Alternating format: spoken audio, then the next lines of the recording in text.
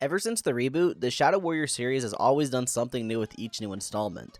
Some changes are good, and others are not so good. Shadow Warrior 3 has some glaring issues that many people have pointed out, and said issues will be the main focus of this discussion. But before we get into the thick of it, I do want to bring up what it got right. Shadow Warrior 3's gameplay is really freaking good. Honestly, it's just about on par with Doom, and it probably would have been if it weren't for some small issues. We'll get to those issues as well as the major problems, but for now, let me just gush about what makes this game so good. This game eliminated every single one of my issues with the first game, and carried over everything that I loved from the second. The world looks incredible, the scenery and the arenas all have a sense of style you'd expect for the series, and don't even get me started on the enemy design. They are all so colorful, expressive, and unique. They perform different roles such as mini-boss or grunt, complementary to the enemies in Doom. They aren't the only good thing either. The guns look and feel amazing. They each have a purpose, and while I found some I preferred, I loved using them all.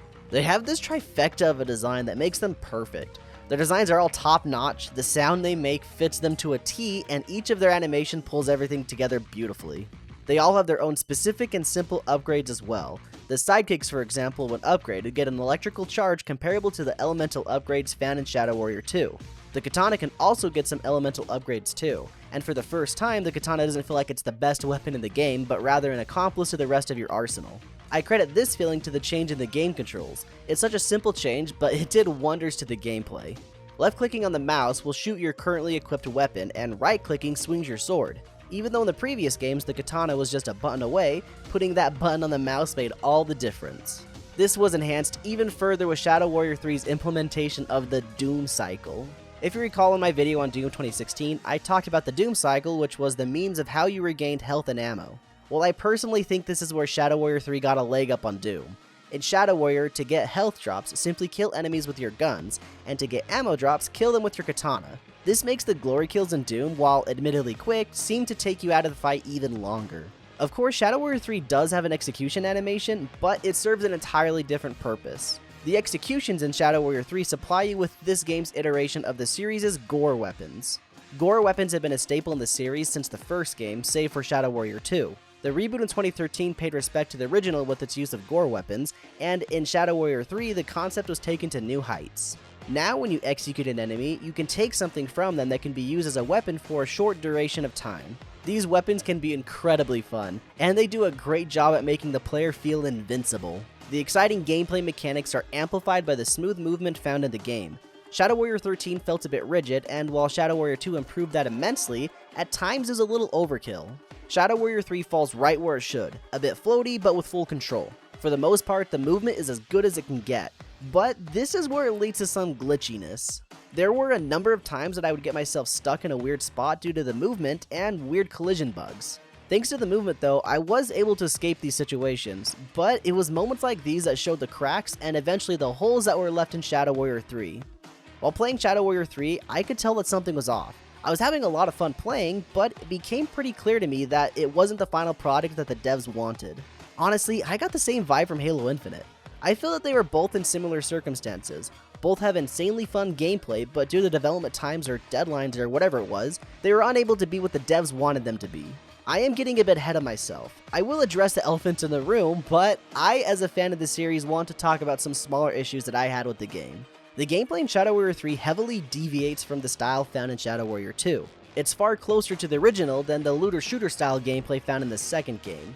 While this wasn't really an issue for me preferring the arena shooter gameplay, there were many fans of the second game that were sad to see the direction the third game took. To add upon that, the second game featured co-op play while the third does not. I love the story in the original reboot. It caught me off guard with how believable the cast was. Shadow Warrior 2 on the other hand was lacking to say the least. Shadow Warrior 3 sorta redeemed the abrupt ending in 2, but due to the astonishingly fast pacing, the plot suffered, and there was practically zero time for the much needed emotional moments. This coupled with exhaustingly linear traversal gave me terrible tunnel vision. I felt that I always needed to be on the move, heading toward our next destination without deviation. This normally would have been a bad thing in a Shadow Warrior game, but because of all that I had said previously, there was little exploring in the levels to be done anyway, so it didn't really affect my playthrough. And that takes us to the major problem with Shadow Warrior 3. It's heavily lacking in content. I played the game on day 1 and beat it over the next couple days, only playing about an hour or 2 each play session. I finished the game clocking in only a measly 5.6 hours. After beating it, there was no level select, no challenge mode, and most importantly, no New Game Plus. In all honesty though, I'm okay with that. This isn't to say that you should be okay with this though. Should these seemingly obvious features be included in the game? Yes, of course they should, but for me, I felt that I got my money's worth. Playing the game at launch cost me $50 American. That's roughly $9 an hour, and in my opinion, I think that's okay. Compare that to going to the movies. You'll spend around $14 for a 2-hour long movie, so like $7-ish for an hour. And that's without adding in the money for concessions and the travel to the movie theater. Look, I'm not trying to convince anyone what their time is worth, I'm just showing how I came to my conclusions. Do I really think that Shadow Warrior 3 was worth $50? Honestly, I went back and forth for a bit, but ultimately, I came to the conclusion that I enjoyed my time with the game, and that's all that really matters. I bought plenty of games that I've never even played, so the fact that I at least got 5.5 hours of enjoyment out of this one was enough for me.